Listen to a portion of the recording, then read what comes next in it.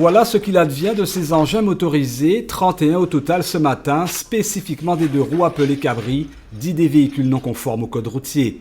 Nous faisons passer un expert qui permet d'identifier la conformité ou pas aux normes françaises et européennes qui permettent à un engin roulant de circuler sur la voie publique. Nous sommes à Joula au Lamentin, à la société AER, Anti-Environnement Recyclage. Ici, on procède entre autres ce matin à la destruction de ces machines sous autorité du préfet et de la DEAL.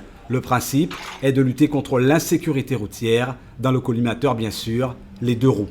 En ne respectant pas les codes de la route et les normes, les usagers se mettent en insécurité et la destruction des cabris, donc des scooters non conformes à la réglementation, permet de sauver des vies.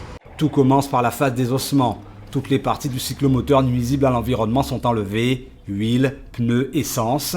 La machine, une fois dépouillée de tous ses organes, est ramassée puis broyée, rendue donc inutilisable et surtout hors d'usage pour une quelconque utilisation. Lutter contre toute forme d'insécurité routière passe par ce type d'opération.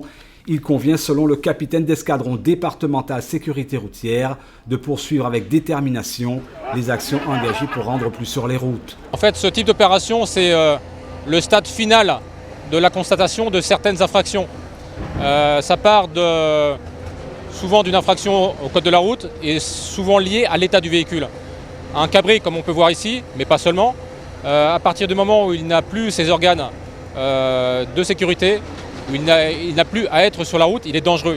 En 2015, 36% des tués en deux roues motorisées ont enfreint le code de la route, soit en ne portant pas de casque, soit en circulant au-delà des vitesses autorisées, très souvent sur des engins non conformes à la réglementation routière.